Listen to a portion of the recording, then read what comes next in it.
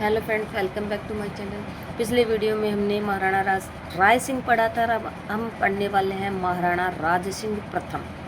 अगर आपको मेरी वीडियो पसंद आती है तो लाइक शेयर सब्सक्राइब जरूर करिए। चलिए शुरू करते हैं। महाराणा राज सिंह प्रथम का परिचय। महाराणा प्रताप सिंह की मृत्यु के बाद अमर सिंह महाराणा बनते हैं, जिन्होंने 1597 से 1620 तक शासन किया था। प्रताप की मृत्यु के बाद उनके पुत्र अमर सिंह महाराणा बनते हैं और उन्होंने कब तक शासन किया था? 1597 से 1620 तक। मेवाड़ के सामंतों के दबाव के चलते 5 फरवरी 1615 को पहली बार मुगल मेवाड़ संधि हुई थी, जिनमें निम्न बिंदु शामिल थे। मेवाड़ ने पहली बार मुगल अधीनता स्वीकार की। अमर सिंह के पुत्र कर्ण सिंह को 5000 के मनसब के साथ मुगल सेवा में शामिल किया गया। अमर सिंह के दूसरे पुत्र भीम सिंह को खुर्रम के साथ दक्कन अभियान पर भेज दिया गया। मेवाड़ी महाराणा चित्तौड़ किले की मरम्मत नहीं करेंगे और न ही राठौड़ों का सहयोग करेंगे। तो मुगल मेवाड़ संधि हुई थी, उनमें कौन कौन सी शर्तें शामिल थी? एक तो मेवाड़ ने पहली बार मुगल अधीनता स्वीकार की। दूसरी, अमर सिंह के पुत्र कर्ण सिंह को 5000 का मनसब दिया गया और मुगल सेना में शामिल किया गया। तीसरी, अमर सिंह के पुत्र दूसरा पुत्र था भीम सिंह, उनको खुर्रम के साथ दक्कन के अभियान पर भेजा गया। और चौथी शर्त थी कि मेवाड़ी महाराणा चित्तौड़ के किले की मरम्मत नहीं करेंगे और न ही राठौड़ों का सहयोग करेंगे। यह संधि गोगुंदा में जहांगीर के प्रतिनिधि खुर्रम तथा अमर सिंह के प्रतिनिधि कर्ण सिंह के मध्य हुई थी। संधि किसके बीच हुई थी? जहांगीर के प्रतिनिधि कौन था? खुर्रम। और अमर सिंह का प्रतिनिधि कौन था? कर्ण सिंह के मध्य हुई थी। इस संधि से प्रसन्न होकर जहांगीर ने आगरा के राज उद्यान में अमर सिंह व कर्ण सिंह की मूर्तियां स्थापित करवाई थी। और 1615 में यह संधि 1679 तक चलती रही। इस अवधि में मुगल मेवाड़ संबंध शांतिपूर्ण चलते। राज सिंह के काल में मुगल मेवाड़ संबंधों में पुनः संघर्ष शुरू होता है।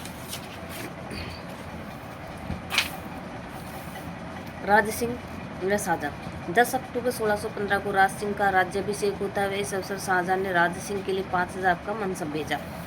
कब होता है राज सिंह का राज्याभिषेक? 10 अक्टूबर 1615 को। शाहजहां के साथ राज सिंह के संबंध शांतिपूर्ण थे, परंतु जब राज सिंह ने चित्तौड़ के किले की मरम्मत का कार्य आरंभ किया, तब शाहजहां ने सादुल्ला के नेतृत्व में मुगल सेना मेवाड़ भेजी। तब राज सिंह ने चित्तौड़ के किले का निर्माण कार्य रोक दिया और शांतिपूर्ण संबंधों की बहाली हुई। राज सिंह व औरंगजेब। उत्तराधिकारी युद्ध में औरंगजेब ने राज सिंह का साथ लेने के लिए इंद्रभट्ट नामक दूत को राज सिंह के दरबार में भेजा था। राज सिंह ने औरंगजेब को सहयोग करने की सहमति के साथ अपने दूत वज्रनाथ को औरंगजेब के पास भेजा। वीर विनोद श्यामल दास के अनुसार यह बात हमें किससे पता चलती है? वीर विनोद श्यामल दास से। और साथ ही राज सिंह ने अपने पुत्र सरदार सिंह के नेतृत्व में एक सेना शाह सूजा के विरुद्ध औरंगजेब के पक्ष में भेजी थी। उत्तराधिकारी युद्ध में विजय के बाद औरंगजेब ने राज सिंह को पुरस्कार स्वरूप निम्न सुविधाएं दी। राज सिंह को 6000 का मनसब दिया, 3 लाख रुपए का नगद इनाम दिया और डूंगरपुर, बांसवाड़ा, देवलिया, बदनौर, मंडलगढ़ और पुर की जागीर राज सिंह को दी गई। इस प्रकार औरंगजेब के आरंभिक शासनकाल में राज सिंह के साथ बेहतर संबंध रहे। औरंगजेब और राज सिंह के मध्य संबंध बिगड़ गए, जिसके पीछे निम्न कारण थे। एक तो जोधपुर विवाद हुआ। जोधपुर के शासक जसवंत सिंह की जब मृत्यु हो गई, तब औरंगजेब ने जोधपुर को खालसा भूमि घोषित कर दिया। कब? 1678 में। तत्पश्चात नागौर के इंद्र सिंह को जोधपुर की जागीर 30 लाख रुपए वार्षिक की एवज में बेच दी गई। संपूर्ण जोधपुर में इस निर्णय का विरोध हुआ। यह विरोध अजीत सिंह व दुर्गादास राठौड़ के नेतृत्व में तब हुआ, जब जोधपुर की जनता को दंडित करने के उद्देश्य से औरंगजेब ने 2 अप्रैल 1679 को जोधपुर में जजिया कर लगा दिया। दुर्गादास व अजीत सिंह के विरुद्ध औरंगजेब ने सेना भेजी। महाराणा राज सिंह ने अजीत सिंह व दुर्गादास को शरण दी तथा मारवाड़ में लगे जजिया कर का विरोध किया। यह 1615 की मुगल मेवाड़ संधि का उल्लंघन था। अब चारुमती विवाद होता है। अजमेर के निकट किशनगढ़ रियासत है, इस रियासत के राजा रूप सिंह ने उत्तराधिकारी युद्ध में औरंगजेब के विरुद्ध भाग लिया था। इस कारण किशनगढ़ व मुगलों के मध्य संबंध ठीक नहीं थे और रूप सिंह की मृत्यु का इसका पुत्र मान सिंह शासक बना, जो कि अल्पवयस्क था। इस समय औरंगजेब ने किशनगढ़ की राजकुमारी चारुमती से विवाह करने का प्रस्ताव भेजा, जिसे देखकर चारुमती ने राज सिंह को विवाह के लिए प्रस्ताव भेजा। इस पर महाराणा राज सिंह ने प्रस्ताव स्वीकार कर चारुमती से विवाह कर लिया। जब यह औरंगजेब के लिए एक और चुनौती थी। औरंगजेब ने एक सेना मेवाड़ भेजी, जिसे रोकने के लिए राज सिंह ने सलम्बर के रत्न सिंह चुंडावत को भेजा था।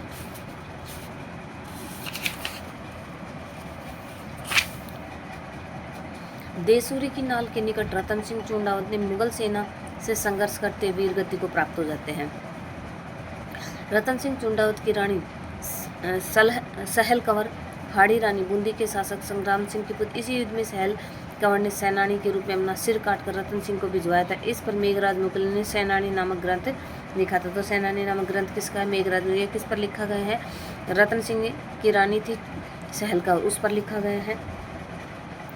उक्त विवादों के बाद औरंगजेब ने मेवाड़ के विरुद्ध हसन अली खां के नेतृत्व में एक सैन्य अभियान भेजा। इस समय राज सिंह राजधानी छोड़कर जंगलों में जा चुके थे। पीछे मुगल सेना ने मेवाड़ में तबाही मचा दी और जग मंदिर को नष्ट कर दिया तथा चित्तौड़ पर कब्जा कर लिया। शहजादे आजम को चित्तौड़ का प्रशासक नियुक्त कर देते हैं और स्वयं हसन अली अजमेर को चला गया। 22 अक्टूबर 1680 को राज सिंह का देहांत हो गया। इसके बाद उत्तराधिकारी के रूप में जय सिंह की नियुक्ति होती है। 24 जून 1681 को मुगल मेवाड़ द्वितीय संधि होती है। यह संधि बीकानेर के शासक अनूप सिंह के प्रतिनिधि श्याम सिंह की मध्यस्थता में हुई। यह उदयपुर में हुई थी, इसलिए उदयपुर संधि भी कहा जाता है।